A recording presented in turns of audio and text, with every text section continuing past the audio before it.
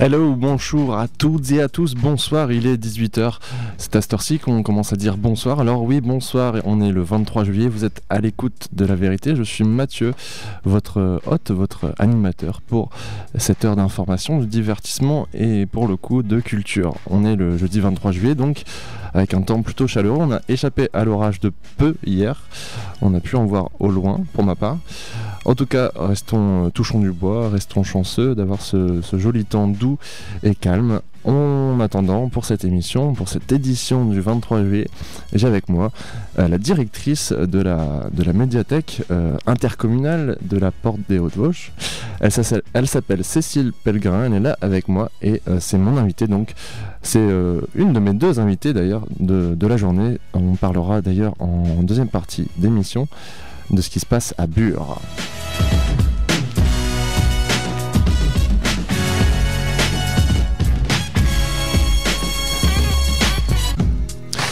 Bonjour Cécile Pellegrin. Bonjour. Merci d'être là avec nous, d'avoir fait le pas et de venir faire un petit peu de promotion pour la médiathèque de Remiremont. Ça fait toujours plaisir de recevoir des acteurs comme vous, donc merci. Merci à vous de nous recevoir parce que ce ne sont pas toutes les radios non plus qui promeuvent la culture. Et vraiment, c'est un grand honneur pour nous d'avoir cette visibilité grâce à vous. Et c'est comme ça qu'on marche, hein. Sans vous, au final, on ferait pas grand-chose. Et peut-être réciproquement. Donc voilà, nous, ça nous fait plaisir de vous accueillir. On va parler déjà du fonctionnement. C'est pas la première fois déjà, hein. Il me semble que vous venez à la médiathèque. On est habitué à vous recevoir et ça nous fait toujours autant plaisir. Et donc, on va là, du coup, parler de la programmation parce qu'il y a une programmation. Oui. Vous bougez les fesses, si on peut dire ainsi. Ah, on n'arrête pas de bouger. Oui, en été, on ne dort pas. Ça, c'est sûr. C'est tant mieux. Donc pour animer, surtout pour cultiver, hein, enseigner, apprendre, oui. Puis de manière ludique aussi. C'est ce qu'on essaye de faire. Alors enseigner, disons qu'on est souvent des partenaires des enseignants. Oui. Nous sommes surtout des médiateurs culturels, dans le sens où on met à disposition des enseignants, des acteurs pédagogiques, tous les supports, tous les documents dont ils ont besoin pour faire leur travail d'enseignant auprès des élèves. Mais plus globalement, on a une vocation à informer le public, à l'orienter parmi tous les documents que nous avons, et puis à aider ce public à se cultiver lui-même quand il en a envie, mais il ne sait pas trop par quoi commencer, par exemple. Et s'il n'y a rien dans la commune qui permet ça, c'est sûr qu'à un moment, on arrive droit dans un mur et il n'y a plus de culture. C'est là où la culture s'arrête s'il n'y a pas de plateforme comme les médiathèques. Avant on appelait ça les bibliothèques au final, oui, tout à fait. Et le terme média est arrivé avec la nouvelle technologie, enfin les nouveaux moyens d'information. Oui, c'est même beaucoup plus vieux que ça, ça date des années 1980. Ouais. À partir du moment, figurez-vous, où les bibliothèques se sont mises à prêter des vinyles, tout simplement. D'accord. Parce qu'à ce moment-là, on ne prêtait plus seulement des livres biblios, ouais. Mais on s'est mis à prêter aussi d'autres médias. Voilà. Donc on a appelé ça médiathèque et ça date des années 80. D'accord, voilà. Ça a commencé par le vinyle. On doit remercier le vinyle pour beaucoup de choses. Voilà. Mais maintenant encore, c'est vrai qu'on me dit souvent, mais tu diriges une médiathèque, mais c'est quoi la différence entre une médiathèque et une bibliothèque ? Et en fait, il y en a pas. C'est la bibliothèque du futur. Il y en a pas. C'est-à-dire que dans les deux cas, on propose des documents en prêt qui ont des supports différents. Voilà. Parfois, ce sont les mêmes documents à l'intérieur, mais ils ont différents visages. Exactement. Et ça permet donc de développer, on parle de nouvelles technologies, c'est surtout aussi l'Internet qui est placé aussi maintenant, oui. Ce qu'il y a de nouveau, puisque Internet est maintenant dans nos vies à 100%. Exactement. Donc vous proposez notamment plusieurs services comme l'accès à l'ordinateur. Alors ça a été le cas, c'est le cas déjà depuis très longtemps dans de nombreuses bibliothèques et médiathèques. C'était déjà le cas à l'époque de la bibliothèque municipale de Remiremont, hein. Il y avait quelques postes assez rudimentaires qui avaient Internet. C'était le début. Voilà, et puis quand la médiathèque est devenue médiathèque intercommunale, c'est-à-dire en 2009, toutes les médiathèques du réseau, elles sont 6 en tout, proposent des postes internet. Voilà, ce qu'on appelle un cyberespace. Ce que vous appelez un cyberespace à Remiremont, c'est ça ? Dans la plus grande médiathèque du réseau, à Remiremont, il y a en effet un cyberespace avec 9 posts internet et 2 posts plus dédiés à des jeux. Et depuis cette année, depuis en fait novembre dernier, nous avons développé une nouvelle offre, c'est-à-dire le Wi-Fi gratuit et illimité, y compris sans abonnement. C'est-à-dire que toute personne, qu'elle soit abonnée ou pas à la médiathèque, peut venir créer un compte Wi-Fi valable 1 an et le renouveler autant de fois qu'il veut. Ben ça c'est pratique pour ceux qui croient que le Wi-Fi gratuit et limité est accessible seulement au numéro 1 des fast-food. Exactement, mais vous savez, c'est en raison de ça qu'on s'est dit quand même, sachant que des chaînes de fast-food proposent ça, en quoi les médiathèques ne peuvent pas le faire. Voilà. Alors que c'est un outil majeur maintenant. Je veux dire, si on fait de la recherche documentaire, qu'on amène son ordinateur pour travailler sur différents documents, c'est quand même très très important maintenant, c'est même incontournable d'avoir un accès à Internet. Exactement, ouais. Ça facilite les recherches. Voilà, puis sachant que ça coûte vraiment de moins en moins cher, que c'est très facile de développer le Wi-Fi, on a décidé de mettre ce service en place et nos élus nous ont fait confiance pour cela et je les remercie, ils nous ont suivis pour cette offre. On va en parler des élus et justement de tous ceux qui soutiennent les médiathèques. Je pense qu'ils sont nombreux, hein, tout le monde va dans ce sens. On parlait aussi, Cécile, vous parliez des 6 médiathèques qui forment le réseau des médiathèques intercommunales. Ça veut bien dire ce que ça veut dire. Donc il y en a une à Éloie, Saint-Étienne ici même à côté de la radio. Éloie, Saint-Étienne, Vécou, Dommartin, Saint-Nabord et Remiremont. Voilà, à l'ancienne place, à l'ancienne école des filles ou des garçons, je ne sais plus. Je sais que c'est une ancienne école. C'était l'école communale. C'est une école communale qui a été construite en 1898 et qui est restée école communale jusqu'en, je crois, 2005 ou 2007, où les locaux ont été rachetés pour devenir cette belle médiathèque. Oui, c'est un beau monument. C'est un beau monument qui a une belle histoire, une histoire contrastée aussi.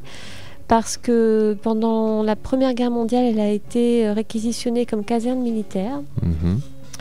Et pendant la Seconde, c'était également une sorte de réserve militaire. Oui, il y avait beaucoup d'activités militaires ici. On peut aussi parler du fort du Parmont, mais c'est pas le sujet. En tout cas, un lieu déjà qu'il faut voir. Rien que si on n'aime pas lire, si vous êtes vraiment haineux de la culture, eh bien peut-être voir ce bâtiment, visiter ce bâtiment, vous fera peut-être du bien. Vous réconciliera du coup avec les livres et tout ce qui s'ensuit. Il y a donc 6 médiathèques. Est-ce que vous pouvez nous raconter un petit peu comment ça se passe au niveau des horaires et du fonctionnement surtout? Quels livres est-ce qu'il y en a qui sont favorisés? Comment ça se passe pour obtenir un livre? Par exemple. Alors, pour obtenir un livre, il faut savoir qu'on a une offre en tout, donc à la louche, d'à peu près 100 000 documents, tous supports confondus, avec l'apport non négligeable de ce que nous prête la médiathèque départementale des Vosges. Vous savez, c'est un peu le vivier de documents pour toutes les médiathèques et toutes les bibliothèques des Vosges. Elles prêtent c'est un réseau. Des documents sur le département, et ça, c'est un service du conseil départemental. Et donc nous, parmi nos 100 000 documents, nous les répartissons sur nos 6 médiathèques. En ce moment, en été, comme nous sommes fermés les matins, on en profite pour faire les inventaires, pour faire les rotations de collection. C'est le grand moment où en effet on fait les rotations de collection. On en fait aussi tout au long de l'année, mais là on en fait d'autant plus pour que à la rentrée, les usagers puissent découvrir de nouveaux bouquins, une nouvelle offre, une offre rénovée, pour ne pas retomber toujours sur les mêmes documents dans leur médiathèque de prédilection. Exactement. Ce qu'il faut savoir quand on veut emprunter un document, alors on a un catalogue bien sûr, mettons que vous cherchez un document qui se trouve à Saint-Nabord et vous êtes là à Remiremont. Qu'est-ce qu'on fait? Vous pouvez tout simplement, via votre compte lecteur, ou en vous adressant à nous, poser une réservation sur ce document et nous, on vous le fait venir dans la médiathèque que vous souhaitez. De la même façon, vous pouvez rapporter n'importe quel document dans n'importe quelle médiathèque. Et nous, on se débrouille, je dirais. Ouais. On s'organise pour le ramener dans la médiathèque où il est assigné à tel moment. Ouais, il y a un vrai travail de suivi, évidemment, aujourd'hui. Voilà, il y a un vrai travail de réseau, je dirais. C'est ça. Très très bien. Et donc vous êtes la directrice de tout ça. Par où vous êtes passée donc, pour arriver à ce stade, à diriger au final cette énorme toile? Est-ce que vous pouvez nous raconter Oui, le mot toile est bien choisi pour l'espèce d'araignée que je suis, parce que c'est vrai que j'ai dû tisser moi-même ma toile. Hein. Je n'ai pas du tout un parcours linéaire. J'aime bien ça. Dites-moi en plus. En fait, pour arriver à la direction d'une médiathèque, je crois qu'il y a de moins en moins de parcours linéaires. Puisqu'en général, ce sont des gens qui ont une culture assez éclectique qui finissent dans ces postes-là, quoi. Parce qu'il faut avoir, à la fois de la culture générale, et comme disait Coluche, des idées surtout, et surtout des idées. C'est-à-dire que je sais pas mal de choses, mais au fond, je ne sais rien faire. J'ai besoin de personnel de la médiathèque qui est extrêmement pointu dans tous ces domaines d'activité, qu'il s'agisse de la politique documentaire, qu'il s'agisse de l'animation, qu'il s'agisse de la technique, de tout ce qui est vraiment extrêmement concret. Moi, j'impulse des idées, je les suis dans leurs actions, je m'occupe beaucoup de communication. Et sinon, comment je suis arrivée par là? Pour dire quelques mots de mon parcours, pour dire qu'aucun parcours ne s'égale pour arriver à la direction d'une médiathèque. J'ai commencé par des études de philosophie. Et je pense que grâce à la philosophie, on peut faire quand même beaucoup de choses parce que ça élargit beaucoup les perspectives. Jusqu'au master, j'ai ensuite enchaîné avec un master professionnel en communication génération, parce que je m'intéressais au journalisme, mais adapté à des publics générationnels. Je voulais m'intéresser plus à l'intergénérationnel, au dialogue entre les anciens et les jeunes. Et puis je ne trouvais pas de travail. J'ai galéré. J'ai commencé à présenter les concours de la fonction publique. Et puis, donc, y compris dans l'enseignement, j'ai même enseigné moi-même pendant 8 ans en tant qu'enseignant particulier, dans plusieurs matières. Et puis finalement, j'ai eu, à force d'en vouloir, l'énergie du désespoir, j'ai eu le concours de conservateur territorial des bibliothèques. Et c'était en 2011. Et ensuite, après ça, j'ai eu 11 mois de formation à Lyon pour les lauréats de ce concours, jusqu'à ce que j'ai mon titre définitif c'était en 2013, voilà. Et j'ai ensuite été recrutée, voilà, j'ai postulé à plusieurs endroits et j'ai été recrutée ici à Remiremont. Super polyvalent alors tout ça. Ça demande de la polyvalence, ça demande de l'investissement de soi, ça demande beaucoup d'abnégation, ça demande de ne pas avoir peur de bouger, ça demande aussi une certaine autonomie et peut-être pas trop une vie familiale trop soudée, parce que ça doit quand même dans ces cas-là être très très compliqué. Bon, en tout cas, on est rentré dans votre personnalité et du coup, ça fait lien avec le son que vous avez choisi, La Minute de Silence de Michel Berger. Un petit mot à dire ou on écoute, on laisse couler J'ai choisi ce morceau notamment parce que, en raison des attentats qui ont eu lieu à Charlie Hebdo en début d'année. Il se trouve que là, au moment de l'été, on en reparle et c'est important d'avoir ce moment très très fort et très tragique en tête. Donc ce titre est là pour ça, mais aussi parce qu'il favorise une certaine introspection à tout niveau. Voilà, et c'est bien sûr toute la classe, toute la beauté de Michel Berger. Évidemment.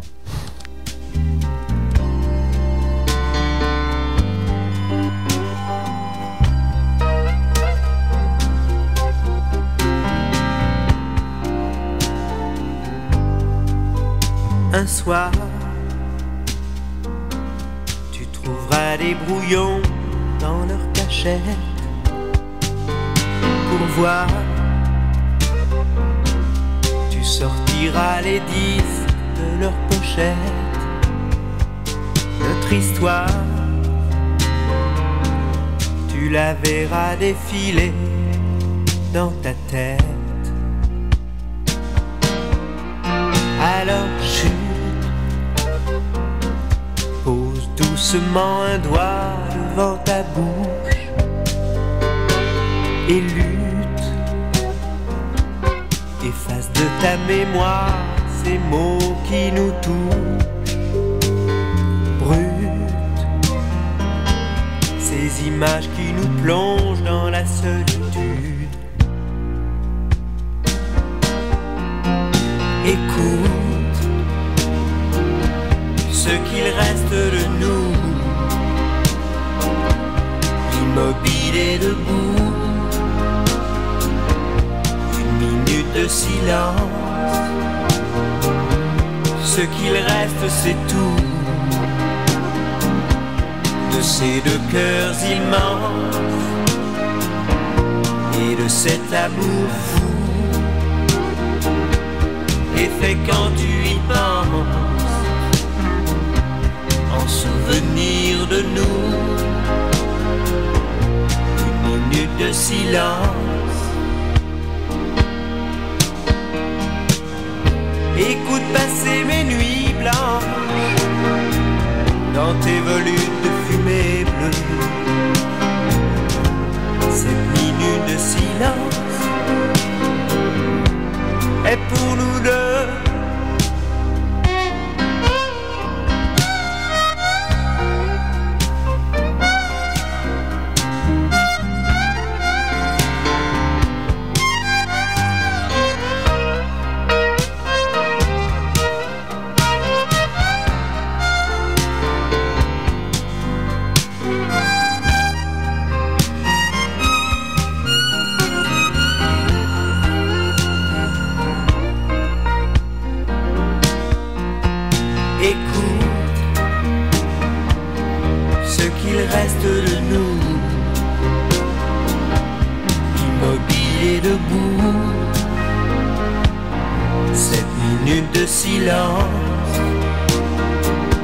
Ce qu'il reste c'est tout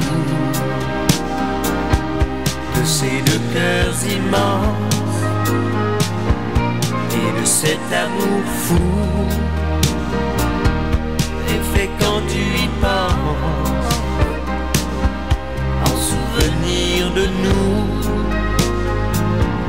une minute de silence. Écoute passer mes nuits blanches dans tes volutes de fumée bleue. Cette minute de silence est pour nous deux.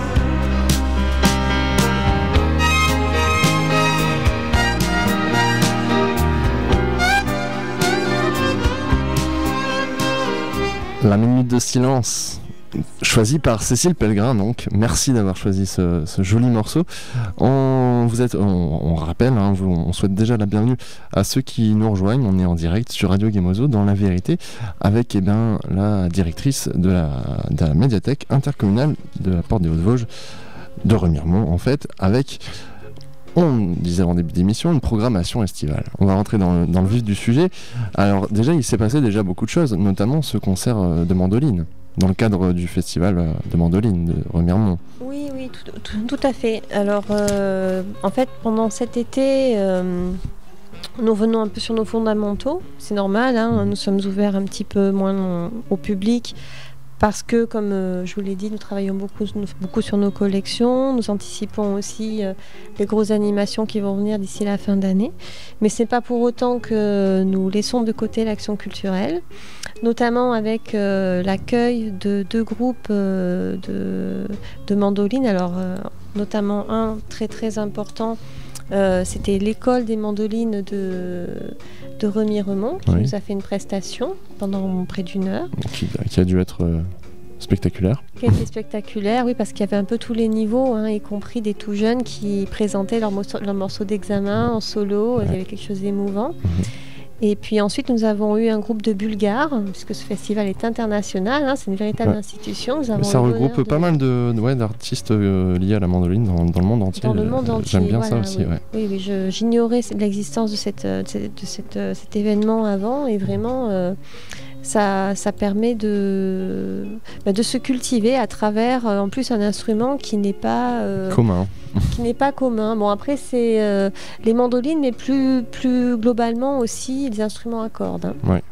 Oui, il y a de la guitare aussi. Il y a aussi la guitare. On avait reçu justement un guitariste ici. Ouais. Et donc voilà, un groupe de Bulgares qui a suivi l'école de mandoline de Remire-Remont. Ça nous a fait un joli petit après-midi, c'était vendredi dernier. Mis à part cela, nous profitons de l'été pour proposer des expositions. Parce que nous sommes ouverts à tout le monde, vous savez, l'entrée dans les médiathèques, elle est entièrement gratuite, libre et obligatoire. Et gratuit. Énorme lapsus. Ouais, c'est obligatoire d'aller à la médiathèque. Ouais. Entrée entièrement libre et gratuite, voilà. Hein, vous ne payez pas du tout, vous payez uniquement si vous voulez souscrire un abonnement. Voilà. Mais le lapsus révèle qu'elle voudrait bien que vous payiez. Le pire, c'est que vraiment pas du tout. Parce je rigole. Vraiment pas du tout. Hein, si je pouvais instaurer la gratuité, mais bon, vous savez, la culture a un prix quand même. Il faut que les gens en soient conscients. Et c'est un débat long. Oui, et assez intéressant. Mais je pense quand même qu'il faut être conscient que la culture a un prix, au moins celui de l'investissement des artistes. Bah oui. Et puis de votre équipe aussi, oui, évidemment. C'est dans ce cas. La culture, c'est un travail à part entière. Comme tout, donc c'est normal qu'au moins symboliquement, elle ait un prix. Exactement. Mais en tout cas, au titre de la visite, de la consultation, c'est entièrement libre et gratuit. Et donc nous proposons des expositions dans plusieurs sites de notre réseau. À Remire-Remont, nous proposons une exposition axée sur la jeunesse, sur le prix Sorcière. Alors je ne sais pas si vous savez ce que c'est. C'est un prix qui récompense chaque année un auteur jeunesse. Cette année, ça sera Édouard Manceau. Une fois cet artiste récompensé par le prix, il fait une tournée parmi plusieurs structures qui peuvent l'accueillir. Et nous l'accueillerons en novembre de cette année. D'accord, ok. Voilà. Et pour expliquer un peu comment fonctionne le prix Sorcière, nous avons mis en évidence dans les salles d'exposition les livres qui ont participé, puis aussi quelques panneaux d'explication de comment se passe ce projet. Dans la même exposition aussi, comme il se trouve que nous fêtons cette année les 50 ans de l'École des loisirs, le fameux éditeur jeunesse, à cette occasion, l'éditeur propose une exposition sur la fabrique d'un livre. D'accord, oui. Exposition très pédagogique, en 10 panneaux. Jusqu'au 14 août. Voilà, exactement. Et accompagné d'un petit film d'explication aussi, avec les principaux acteurs de la chaîne du livre. Voilà. Ça part de l'arbre... pour finir dans les médiathèques. Pour finir dans les médiathèques. Dans vos mains, surtout. Oui, voilà, surtout dans les mains. Ouais. Des trocs lecture aussi, ça m'a l'air tout à fait sympathique, mais ça se passera à la rentrée. Ça fait pas partie vraiment de la programmation estivale. Alors, une autre exposition que nous proposons actuellement, c'est à Saint-Nabord, où nous reproposons une exposition qui a eu beaucoup de succès sur 1914. Oui, et qui était à Remire-Remont, c'est ça, vous l'avez fait à Remire-Remont. Voilà, ce sont 10 panneaux très explicatifs, très interactifs. Et c'est l'occasion aussi de faire une petite valorisation de fond de tous nos documents qui traitent de la Grande Guerre, notamment dans les Vosges. Et puis pour montrer qu'une exposition, une fois qu'elle est finie, elle n'est pas morte. Hein. Oui. Elle est là pour être exploitée. Exactement. Donc c'est une exposition à base de documentation que vous possédez, c'est ça? Oui. Et dont vraiment l'agencement de l'exposition a été fait par votre équipe.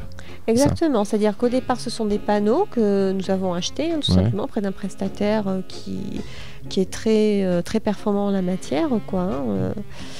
Et puis ensuite, chaque exposition est l'occasion d'une valorisation de fonds, comme on dit, c'est-à-dire qu'on propose des documents de tout type, des livres, des CD, des DVD, sur le thème de l'exposition, pour que les gens puissent continuer à se cultiver dessus. Ouais. Oui, pour piocher un petit peu partout, tout ce qu'on peut piocher en fait sur le thème, par exemple là de la Grande Guerre. Voilà. C'est un petit peu, tout à l'heure vous parlez de toile d'araignée, en quelque sorte. Voilà, l'exposition en est le noyau, et puis nous faisons les petites toiles, nous tissons les petites toiles autour, nous aidons les gens à tisser leurs petites toiles pour faire leur propre culture sur chaque thème que nous leur proposons. Exactement. Alors les expositions pour l'instant, il n'y a que celle qu'on a citée, je crois qu'on a tout fait. En plus peut-être de la petite exposition que nous proposons pour l'été sur le réseau des médiathèques, parce que c'est pour nous très très important que cette notion de réseau parle aux gens. C'est encore très très difficile, même au bout de 6 ans, pour beaucoup, de savoir que cette médiathèque est intercommunale, qu'elle a 6 médiathèques. Ce n'est pas que Remiremont. Ouais. Les autres médiathèques ne sont pas isolées. Elles sont toutes en réseau, elles appartiennent à un réseau. Donc on a fait des petits panneaux explicatifs qui montrent ce maillage du réseau. Et donc cette émission fait aussi partie de la communication, et c'est pourquoi on va peut-être indiquer les adresses. Ce sera toujours aussi pratique. À Dommartin, donc c'est rue de Franou, au numéro 25. En face de la MJC. Vous repérez la MJC, le grand bâtiment bleu, la médiathèque elle est juste à côté. C'est très bien, ça, il faut des petits détails visuels, c'est très bien. Petits détails mnémotechniques. Et ouverture donc vendredi de 10h à midi. À Éloie, c'est 5 rue Charles de Gaulle. Jeudi, 16h-18h. Et donc Remiremont et la grande ancienne école, place Jules Méline. Et puis Saint-Étienne, on le disait, c'est juste à côté de chez nous. C'est 1 place de l'Hôtel de Ville. À Saint-Nabord, c'est au centre socio-culturel. Ça aussi, on ne peut pas le rater. 6 rue du Centre, mercredi de 14h à 18h. Et puis à Vecou, Vecou, il me semble. Ouais.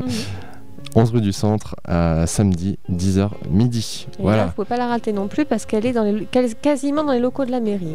D'accord, ok. Alors justement, il y a plus d'expositions du coup, d'autres expositions.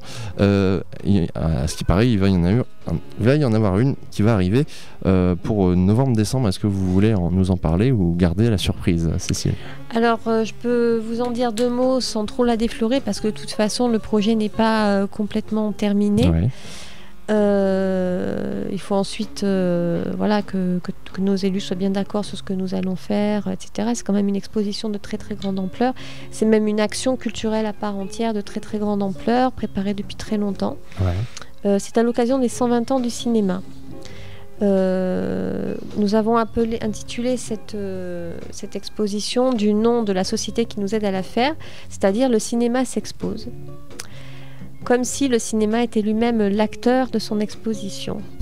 Oui. C'est vous dire à quel point elle va être vivante. Oui.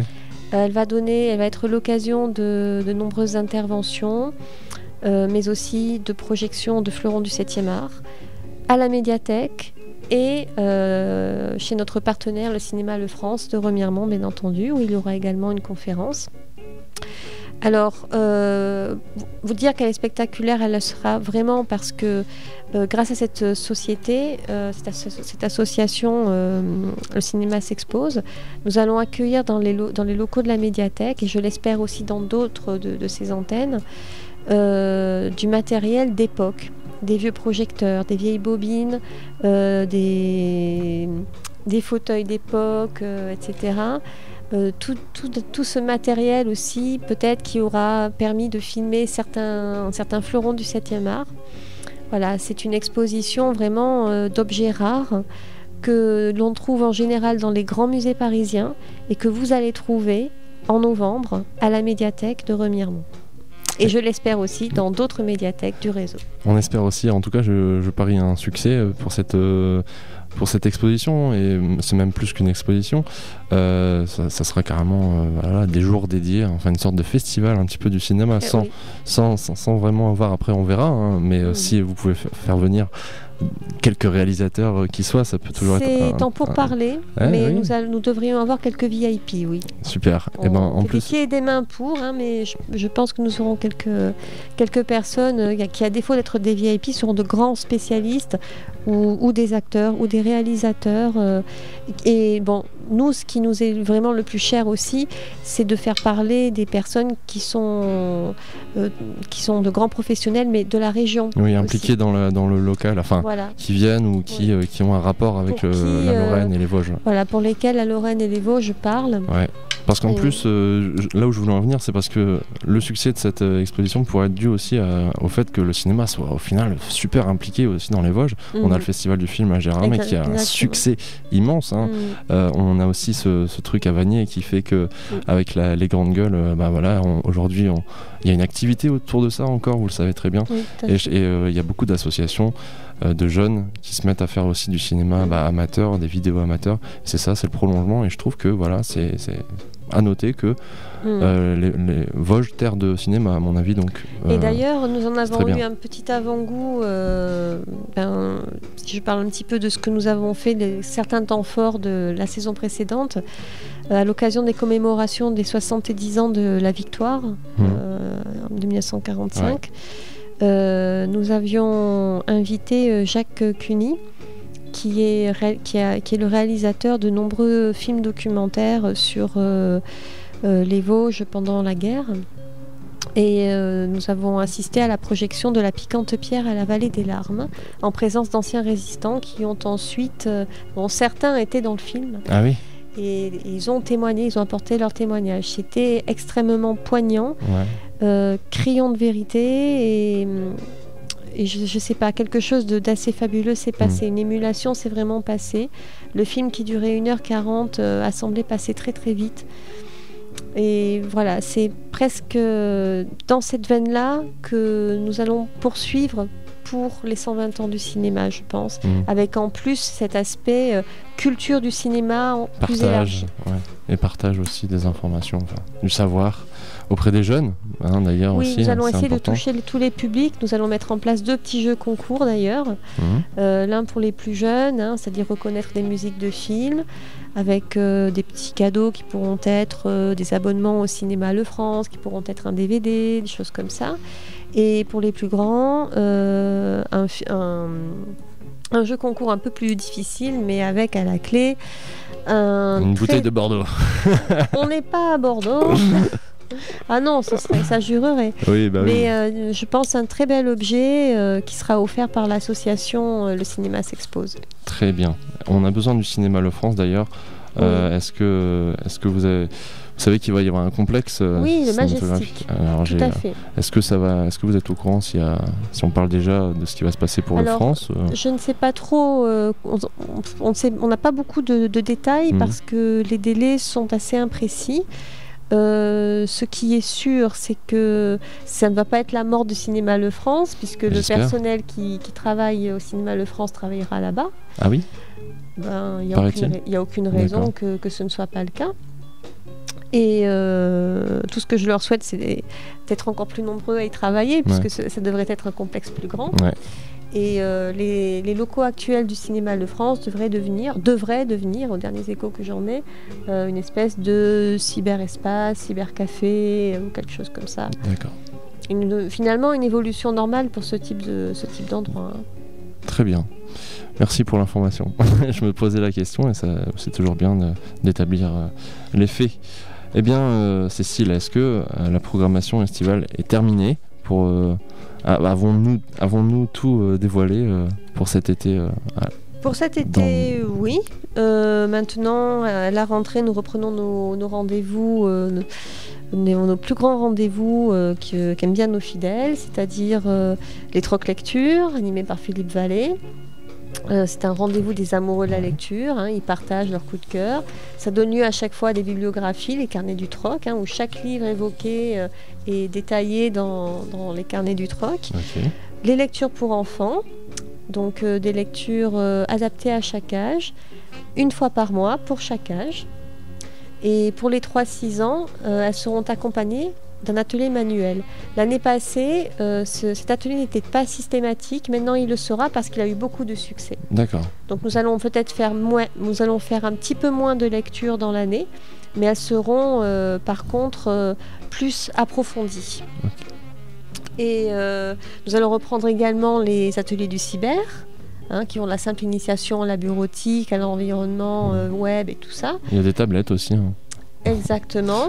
Les tablettes, alors ça c'est les tablettes sont considérées comme des documents que nous prêtons. Et peut-être qu'à partir de septembre, je ne sais pas, nous allons peut-être en garder quelques-unes pour faire des animations avec. Et ce qu'il faut savoir aussi, c'est que nos tablettes vont être très très prochainement enrichies, elles commencent déjà à l'être, par de nouvelles applications.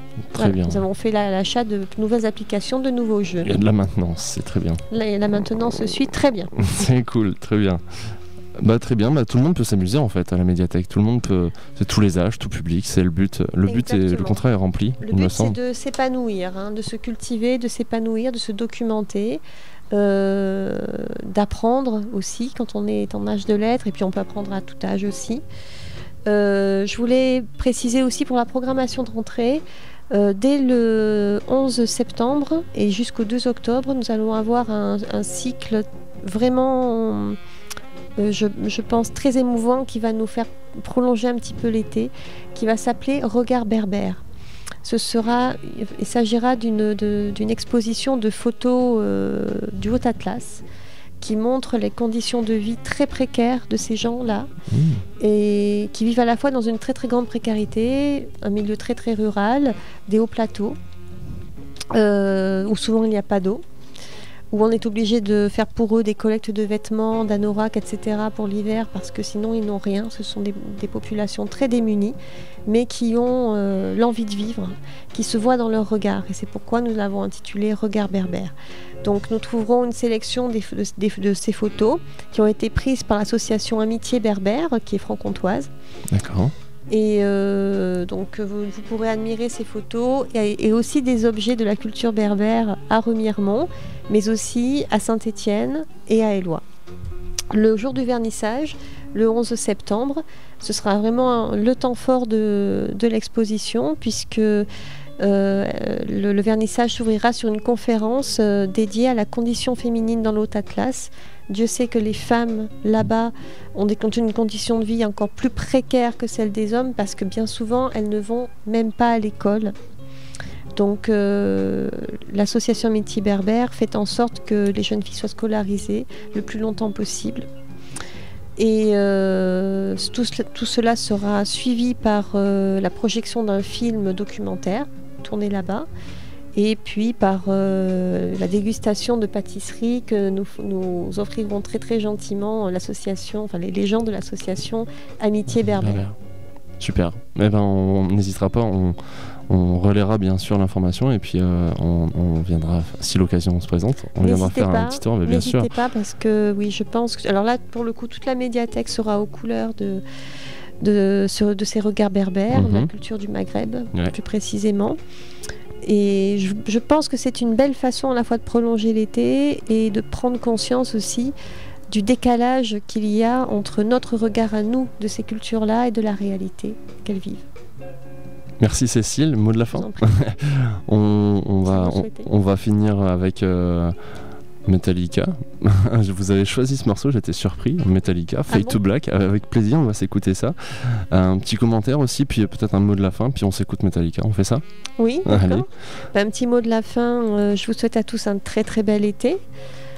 Pour moi, il ne fait que commencer. Et puis vous êtes toujours tous les bienvenus dans toutes nos médiathèques. Vous savez qu'elles restent ouvertes pendant tout l'été pour vous tous, que les horaires normaux reprendront le 1er septembre. Et bonne écoute de Metallica, Fade to Black. Merci Cécile.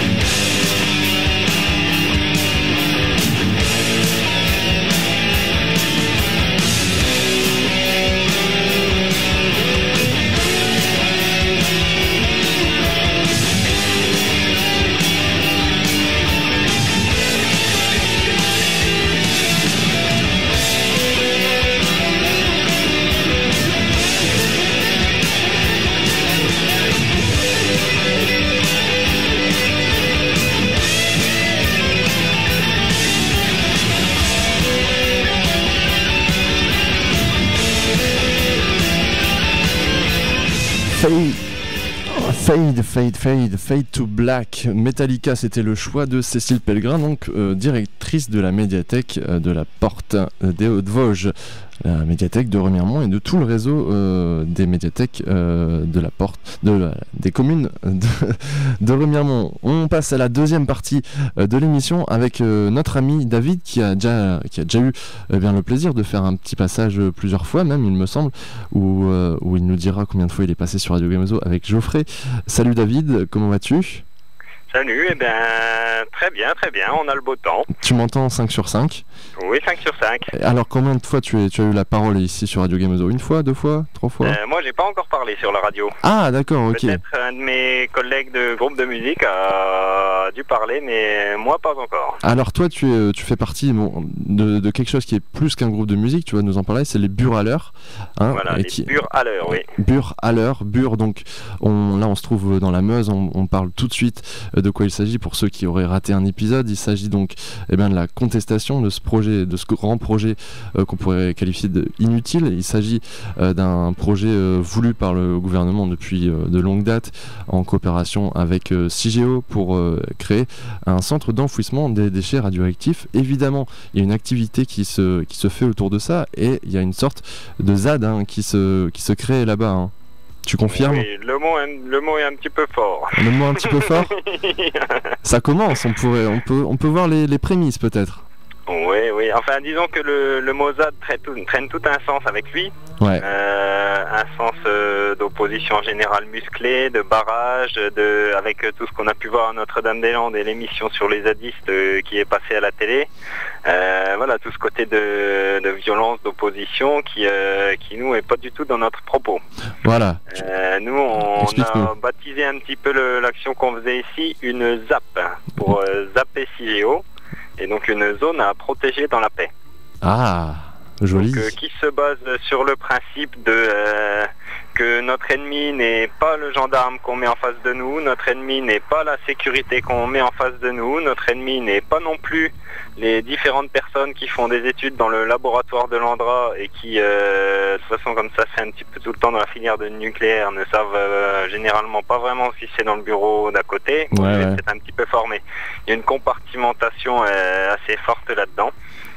Il y a une objectivité. Donc voilà, donc on communique avec tout le monde, les gendarmes, on leur dit bien bonjour, on s'assure d'être dans les règles de l'art, d'ailleurs on donne toujours nos CD aux brigades de gendarmerie pour faire le pas vers eux, leur montrer qu'on ne les considère pas comme des ennemis. C'est cool ça. Et, tout se passe dans la paix, tout se passe dans une communication très humaine. Et on dirait que peut-être quelque chose est en train de bouger, pas au niveau physique, mais au niveau moral chez les gens. C'est surtout ça qui nous intéresse. Vas-y, raconte-nous qu'est-ce qui s'est passé ces derniers temps pour vous et qu'est-ce qui se passe en ce moment à Bure. Donc nous, cette année, nous faisons d'habitude le halage du débat. On passe par les chemins de halage le long des canaux pour faire nos petits spectacles et parler de Bure un petit peu comme des ménestrels. C'est un petit peu comme ça qu'on se définit. Yes. Cette année, on a changé de stratégie. Si on a une stratégie. Hein. Ouais. Donc on s'est scindé. Moi, je suis parti avec un autre faire le rallye des Bures à cuire, qui consistait à partir le 12 juillet de Notre-Dame-des-Landes sur un vélo girafe. Donc on était sur deux vélos girafes, des vélos qui font 2 mètres de haut à peu près. Ouais. Pour rallier Bure en moins d'une semaine. Qu'on a fait en 6 jours, 2h30. Bravo. Un petit peu, voilà, la surprise de tout le monde qui pensait pas qu'on y arriverait. Ouais, félicitations. Et de l'autre côté, il y avait un groupe qui partait à pied de la plateforme poids lourd de Voie-Vacon, où transitent des poids lourds qui trimballent des matières nucléaires, pour se retrouver à Bure le 18, parce que là, le 19, on accueillait l'Alter Tour et on leur faisait un petit spectacle devant les grilles de l'Andra. Il y avait du monde ? Oui, l'Alter Tour, ils étaient 20 à 30 cyclistes, plus les personnes de la Maison de la Résistance à Bure, ça faisait un beau petit truc, on a beaucoup circulé, d'ailleurs c'est passé aux informations régionales par chez nous, il me semble que c'est passé aussi en Lorraine. Bien. Et donc voilà, donc le soir ensuite est arrivé, On s'est retrouvé à la maison de la Résistance, sauf Pio Pépère de notre groupe, qui lui est sûrement déjà intervenu sur Radio Gemodo, et qui lui a dit, écoutez, moi, ça fait déjà un petit moment que ça me tente de camper devant les grilles de l'Andra, donc je vais aller, j'y reste ce soir. Ouais.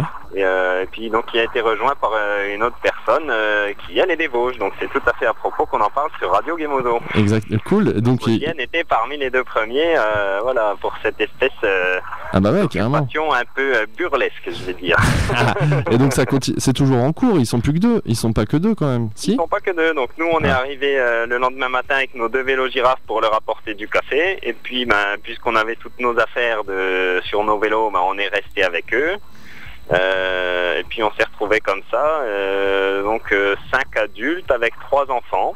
Okay. On a été chercher du matériel, des banderoles à la maison de la Résistance à Bure. Ouais. On a bien, on a bien coloré l'espace avec des drapeaux, avec des banderoles, on a fait des dessins à la craie sur le trottoir. Enfin, notre campement est apparemment très joli. Même les gendarmes nous ont dit que notre campement était plutôt beau. Ouais, ça c'est bien, ça, ouais. Oui. Et puis voilà, donc ça s'est lancé de façon totalement improvisée. Et puis on s'est dit, pourquoi pas, on reste là. Ouais. On est la petite épine dans le talon et on va tâcher de faire parler de ça. Et donc vous êtes là depuis combien de temps ? On est là depuis dimanche soir. D'accord, ça va bientôt faire une semaine. Et donc vous avez pas d'intention particulière, enfin vous voyez pas vraiment sur la longue durée ce que ça peut donner ce squattage ? Non, pas vraiment, juste une petite chose, une petite chose qu'on dit parmi nos discours, c'est justement, j'en reviens au phénomène de ZAD dont tu parlais au début. Ouais.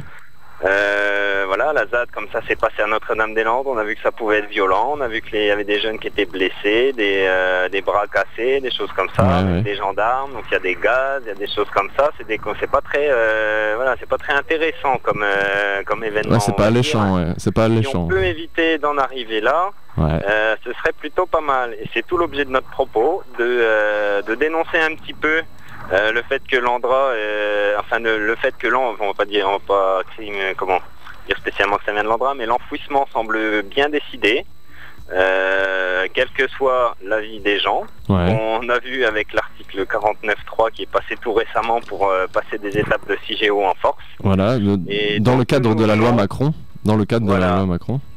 Nous venons un petit peu dans une optique de sonner l'alarme avant de verser l'alarme. On sonne l'alarme que les citoyens ne sont pas écoutés, qu'à force de ne pas être écoutés, ils commencent à avoir la tension qui monte. Et justement, avant de se retrouver dans une situation de ZAD et de confrontation et de lancer de pierres et de choses comme ça, de tir de gaz aussi de l'autre côté, ou de taser, avant d'en arriver à des choses comme ça qui font des blessés, on pourrait peut-être se poser et mettre une bonne fois pour toutes la lumière sur ce qui se passe ici et voir et tenir compte de ce que l'opposition met en avant depuis 20 ans.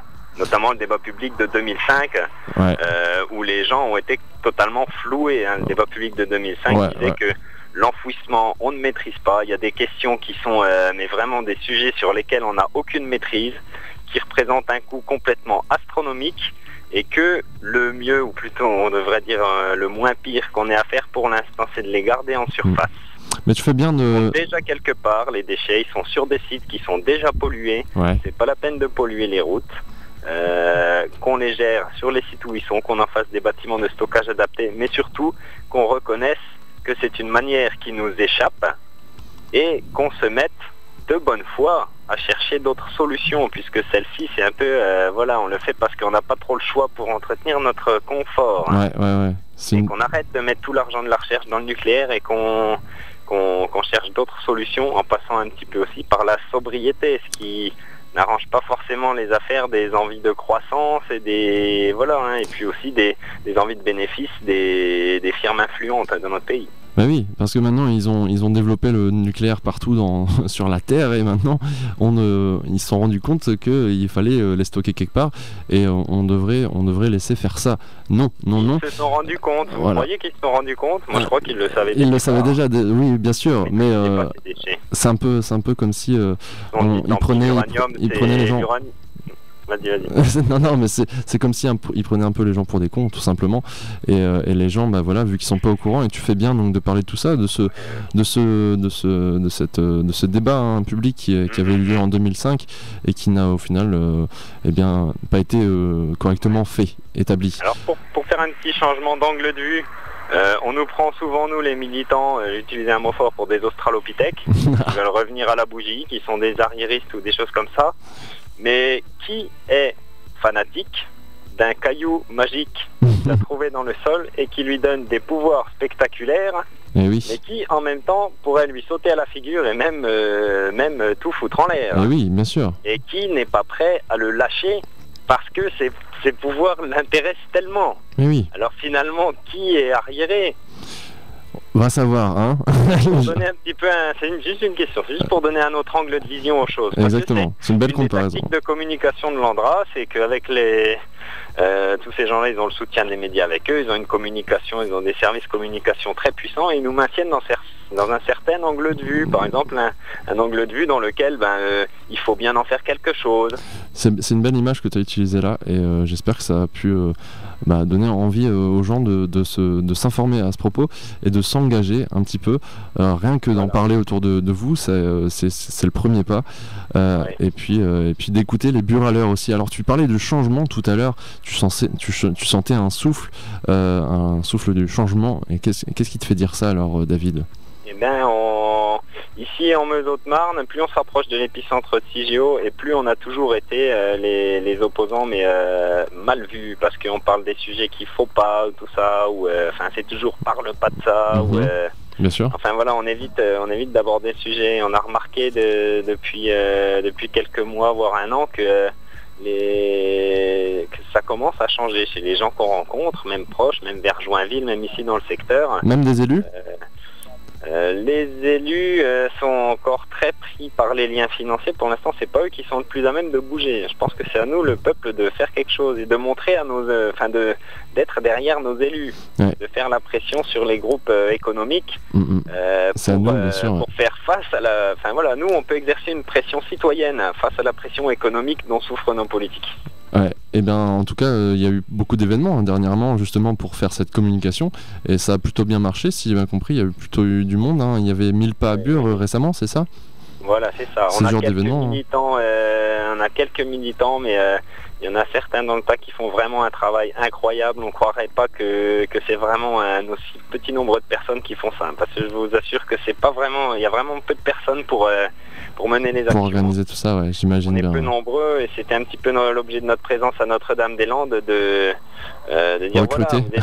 Voilà, vous êtes ici sur un aéroport, sur bitumé des sols et tout ça. Nous, on est sur les déchets nucléaires de toute la France, l'issue de la filière nucléaire et sa poursuite.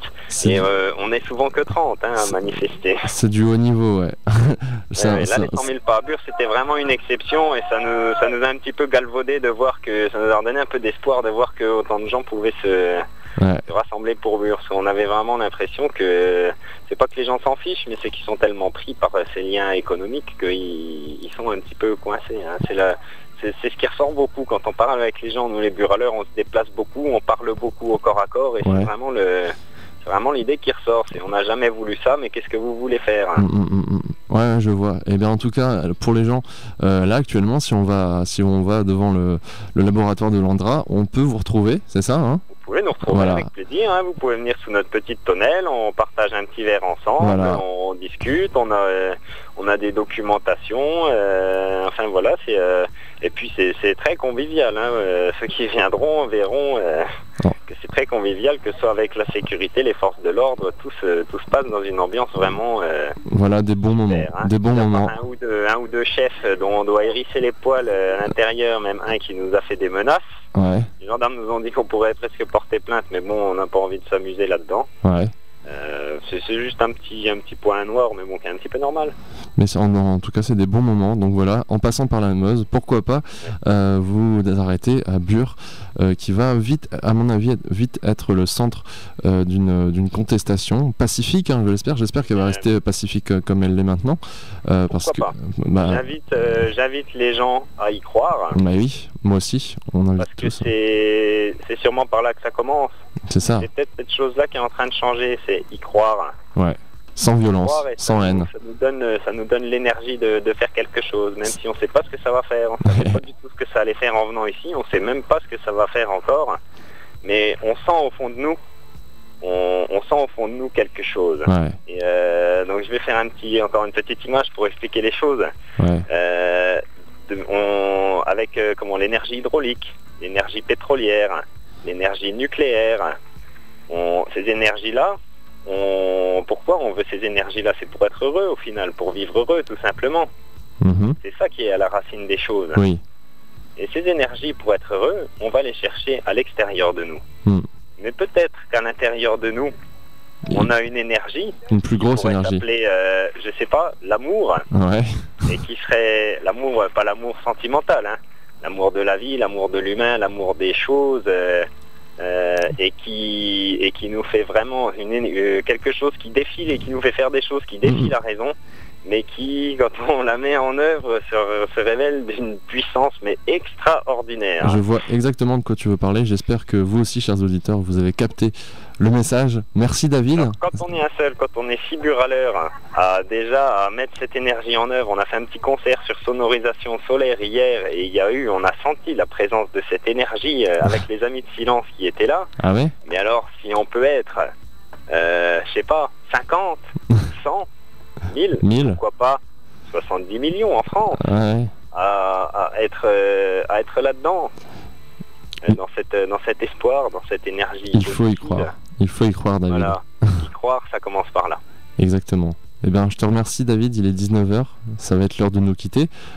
Tu es toujours le bienvenu. On va s'appeler souvent. On va essayer de donner la parole justement à ce noyau qui naît, qui commence à s'agrandir et former de la matière autour de lui. C'est cool. J'en suis très heureux. Toute l'équipe de radio Gamozo est derrière vous. On se dit à très bientôt. Je te remercie. Et David, bientôt, un gros bisou. J'espère qu'on aura l'occasion de jouer une chanson peut-être en direct pour vous un de ces jours. Je l'espère aussi. Si vous passez par là, il n'y a pas de souci. Bonne soirée à toi, David. On s'écoute. Bonne soirée aux auditeurs. Salut, It's Gotta Be About Me, un titre de Jim Jones Review. Moi, je vous dis au revoir, à demain. On se retrouve avec demain la programmation du Théâtre du Peuple à Bussan. Alors restez avec nous dans La Vérité, demain à 18h. Ciao, bonne soirée, bisous.